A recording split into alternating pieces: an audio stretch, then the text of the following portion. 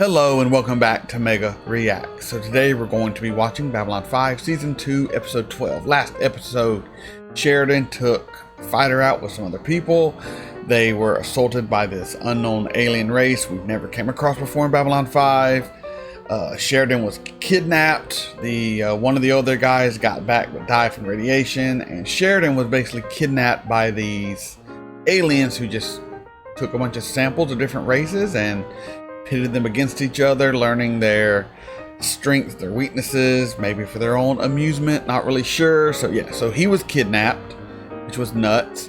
We had Delin go to the Great Council, and she was removed from the Great Council, and it is now out of balance because there's now one more member of the Great Council who is from the warrior caste, which gives them unprecedented power in the history of of the Empire. So it does look like war will probably be coming, or at least it will be pushed by the Great Council now, because she was replaced by Starkiller. I can't remember the guy's name, but he was in a previous episode. He and Sinclair had a really good talk, and I want to see how Sinclair would react to this, but he's not here, so it's kind of sad. But you know, I'm still not fully over Sinclair leaving the show. I do like Sheridan though. I really do. He's a good replacement, and I'm into Sheridan. I'm following what he's doing. I am bought into Sheridan, but I can still miss Sinclair. But yeah, so war is probably coming, or at least war is going to be pushed, which is probably what the darkness and the shadow wants, have us fighting among ourselves so we can't fully defeat it. Everything's working as it probably intended. But she gets removed from the Great Council, but she is still going to be the ambassador, probably because they want to keep her far away from their home world, because she's a freak to them now and they don't like it. Back to Sheridan. He ends up teaming up with a Narn, and they're able to break out, and they get in an escape pod and flee right before the vessel is found by Ivanova and Delin, who she's like, I know who these people are. They tried this shit with us, and and we beat them into submission. They never tried again. But they find them and release your hostages. But yeah, they release their hostages into space, so they blow them to hell. But like I said, Sheridan survived. He comes back. Everything's right in the world. I feel like I'm rambling here. Am I rambling? I've had a bit of caffeine this morning, and it's kind of kicking in right now. So, they make it back, and the general's waiting there. And the general is like, there's some shit going down, and we need people we can trust. So Sheridan calls in the main group, the doctor, Dr. Graham, I think it's Graham, Ivanova, and Garibaldi are all brought in, and there's some shit going down, folks, and we need to work together, try to figure some things out. We got to keep it on the DL. Everyone says, okay, Captain, we're with you, let's do it. So yeah, that's kind of where we left off. So it feels like a lot of what we've been building to is kind of beginning to happen. We now, know for a fact that there are forces within the Earth power structure that are all being influenced by the Psy-Corps. The Psy-Corps is the big threat on the Earth force side. We have the oh my god, what are they? Did I forget? Not the Centauri. Not the Narn. What is Delin's race called again? How did I forget this? I don't know. I forgot. But you know what? You know who I'm talking about. They are, going to be pushing for war soon, probably, because that's now how their society is being tilted. We have Londo working with the Shadow. We have the Narn being decimated because of Londo and the Shadow. And we have just complete chaos in the universe, really, to be honest. And exactly what the evil wants. So yeah, let's just hop right into this episode. But before we do, come on this journey with me. Like, comment, share, subscribe. Patreon link in the description below. This is Mega. Let's get into it. Oh right into a battle. Is that Environmental Narn? controls hit. Do we have enough power to that's jump? Narn. I'm picking up a distress signal. It's one of the evacuation transports. 700 of our females and children. No. Centauri forces closing on their position. Transport away. She's safe. With honor.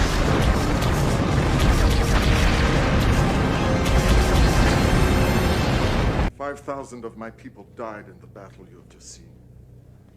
The Centauri attacked without warning, despite their promise not to strike civilian targets. I thought Londo was going to be here to make a rebuttal. He's issued a statement saying that his government didn't break its promise. He accuses the Narns of deliberately placing military targets within the civilian population in order to use their own people as shields. Everyone in this room knows too well that the first casualty of war is always the truth. I just got to point out what was said a few seconds ago. The first casualty of war is the truth. If that ain't one of the most profound statements I've ever heard in my life. Did that show come up with that, or is that a famous quote? I'll have to look that up, because that is fact. I must confess I find this report deeply distressing, Ambassador Jakar. There is no excuse, political or military, for the deliberate killing of civilians. You must know your actions in the recent past, the things you've said, they make it difficult for anyone to come to your aid now. It does. It does. But what else could I do? When you have been crushed beneath the wheel for as long as we have, revenge occupies your every waking thought. And now it may destroy you. Thank you for the tea, Dylan. Hey, don't be mad at us, because you were throwing shade for years.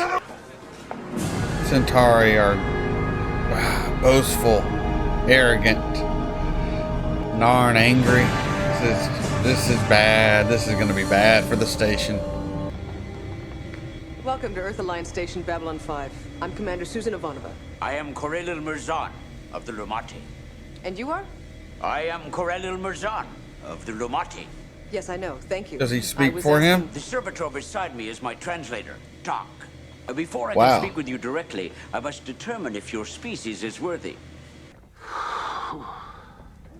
Heavy as the crown. I logged this in with the rest. 6 months ago, they were hardly aware of me. Now, suddenly, everyone is my friend. I wanted respect. Instead, I have turned into a wishing well with legs. That sucks. I'm tired, Veer. The mighty Narn, Harry! What's going on here? Break it up! Yeah, it's 2 against 1, man. There's about to be a murder. Put it down!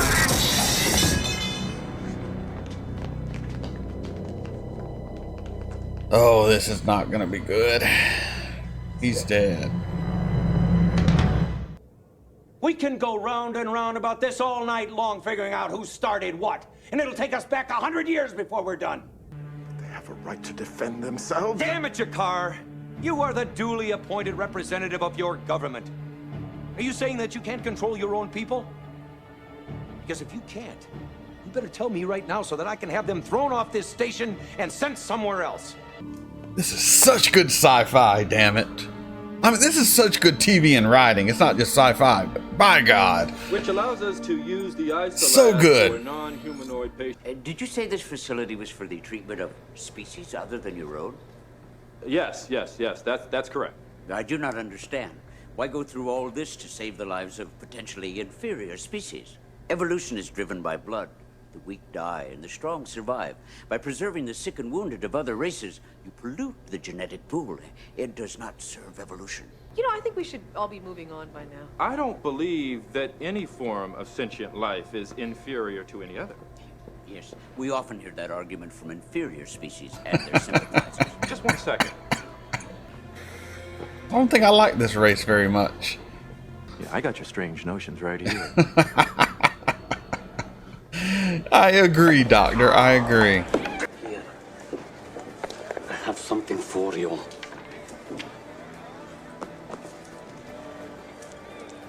tell me what this is?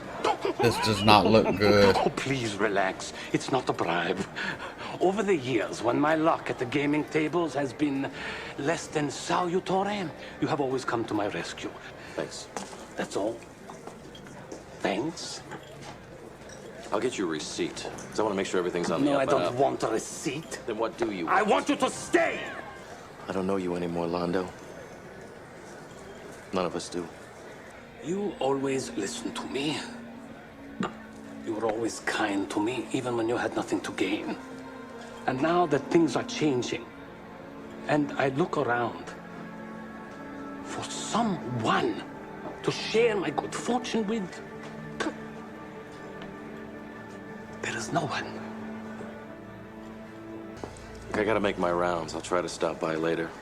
If you're still here, if I've got the time, I'll have that chemically inoffensive drink. But these outbreaks of violence are jeopardizing our chance to make allies with the humans and all the other aliens. We are Narns. We never needed allies before. We've never been in this position before. You spent so much time with the humans, he even talks like them. What'd you say to me, fool? Your message is heard. And understood, Jakar. We send a message of our own. Idiots. Idiots. It's late, Ambassador. We're closing up. And you should go home. Well, that's a nice blade. Find that at any local flea market. Ambassador Jakar, I'm afraid they didn't listen to you. A group of extremists are planning to attack the Centauri here. Shall I alert the captain? No, if he tries to stop them, there will only be more violence, so they will wait a few days and attack later. This has to be stopped at the source. They've rejected my authority. I have to reclaim it. A challenge of combat. Someone to watch. Take out their leader. You say these are your own species, yes? We call them lurkers. Yeah. And yes, humans mostly. Anyway, this is something you shouldn't really be seeing. Most impressive. Excuse me? We have isolated ourselves from inferior species, but you have shown the will and the strength to isolate the genetically inferior parts of your own species. This is not something we thought of, but it's something that we will institute in our world at the first opportunity. You see, alliances... Alliances are built upon more than tactical advantages. They are built upon similarities of culture. I don't even know what commentary that is on society. I don't have to think about that. My authority comes directly from the Kari. It can only be taken by force. Are you challenging me? You've already made the challenge. The question is, do you have the courage to back it up?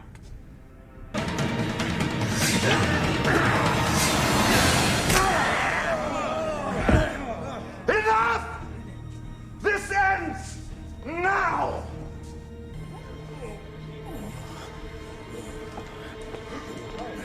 Careful. Oh, mother humper. I'm all right. But Ambassador, I've learned the hard way that governments deal in matters of convenience, not conscience. If they fall behind, it is up to the rest of us to make up the difference. Take accountability into your own hands. Don't wait for the government to do what's right. You'll wait forever. You said that there were just a few details to work out prior to closing this deal? Yes. Our important agreements are symbolic with coming together in perfect union. Oh, well, this certainly qualifies. The captain felt very strongly. We have to get it on. Then we will conclude this deal in our traditional manner. We will have sex. Sex? It is necessary to finalize the agreement. No. I certainly appreciate it. I have to get this. Ivanovic. You know Londo's gonna go right up the flue when he finds out that one of his people was killed by a Narn. He'll announce it all over the station as proof that the Narn are barbarians. That's a good impersonation. Trial is going to stir up even more violence around here. Not when we are finally going to get what we want. Here, help me get ready. It's not what you wanted, but hopefully... Leftover food and medical supplies. Yeah, that's not Cargo enough. holds to smuggle out a few here and a few there. It's the best we can do, Ambassador. And I can't tell anyone about it. Can't use this as leverage on the others. Because if I talk about it, the aid disappears. I'm afraid so. It's for your people, man. This has to be done on the QT, Jakar. But it is a start. I understand the risk you are both taking. I will honor your request. And I thank you on behalf of the many Narns whose lives this will save. Thank you. Yes. Yes.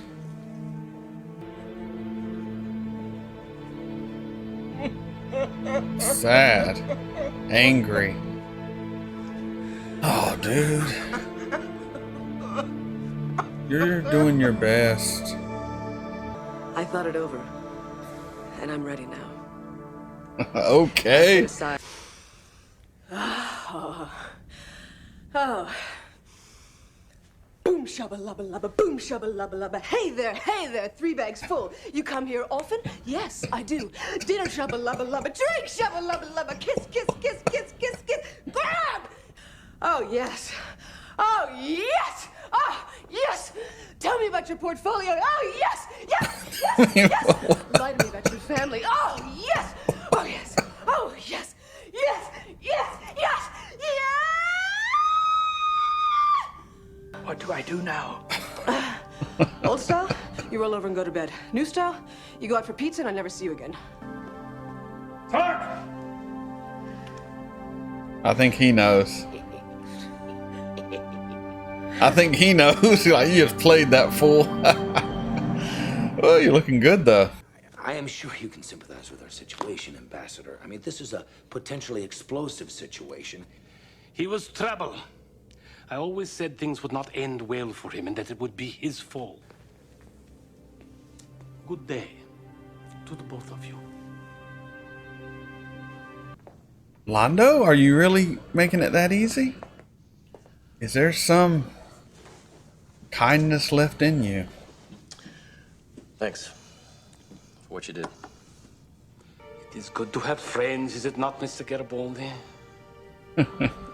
Even if maybe only for a little while. I think there's hope left yet for you, Londo.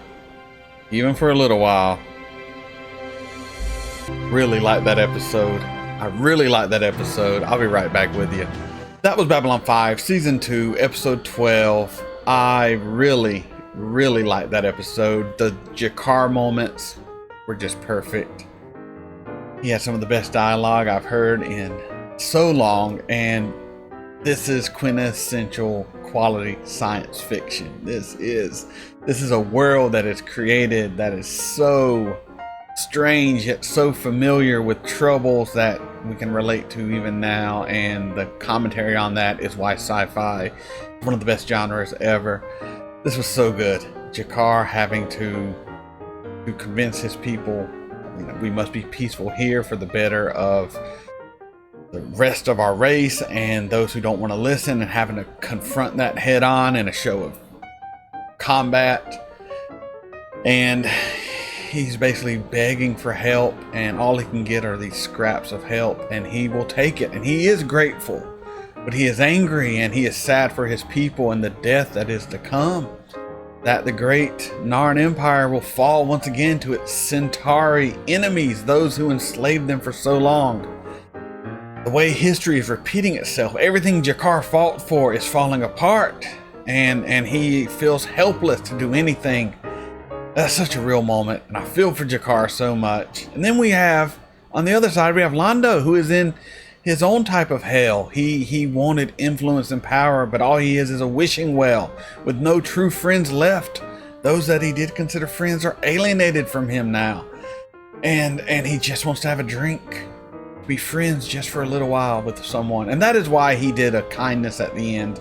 I thought he was tricking them. He said it was going to be just this low-key thing, and then they would see a news report from the Centauri Empire about this brave Centauri killed by Narn terrorists, and I thought he was going to go that route, but no, he didn't, because he wanted to extend his hand in kindness, because he misses what he had on Babylon 5, you know.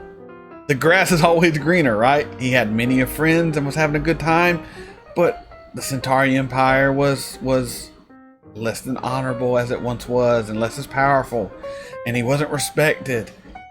But now he is respected, and the Centauri Empire is on top, and he has none of the friends, none of the good times he used to have. you don't know what you got till it's gone, right? But yeah, so we got to see both sides, and we get to see the other races, how they're having to deal with this, how the humans don't really get involved, and the Minbari don't really want to get involved. And we got this other alien race that's we want to have as an ally, who is just classist and racist as can be, but they see some of themselves in humanity and what we do, and that is a reflection on kind of the problems we still have as a race, and how, you know, people are not perfect, and no matter how good we get, there's always going to be a percentage of people who are just bad people who want to put others down. We have a percentage of people who will probably always be poor or underfed, and it's just I don't know the answers, and I'm glad we've gotten better as time has progressed in my lifetime. But this show also shows that in hundreds of years, we still haven't solved all of our problems. We're not perfect. It is a realistic expectation of humanity, where Star Trek is the idealistic perfection that, though we all want deep down, I think we all know, like, that would probably never happen, not unless humanity evolved into something more. Like, I'm talking a full-on evolution of body, mind, self-consciousness, spirit. Like, humanity would need to become more than it is. Babylon 5 shows humanity as it is. No matter how far we get, we are still humans with problems. This just episodes like this makes me wish I had someone to do these with, and we could have a discussion, because I just want to talk about this episode. I really do. This might be one of my favorite episodes of the entire series. What do you think of this episode? Am I just really into it, or is it as good as I thought it was? Because my God, or maybe I'm just starved for dialogue, you know, like real dialogue given by great actors who make you question and think about everything. Maybe I'm just starved for it, because nothing can deliver this kind of dialogue and these kind of moments like science fiction. Nothing really can. I watch some great shows on this channel with great dialogue, but there's something about sci-fi that just strikes to the core of my soul and makes me just really feel it. Such a good episode. Hopefully you felt the same way. Let me know in the comments below. But yeah, we'll see you next time. This is Mega signing off.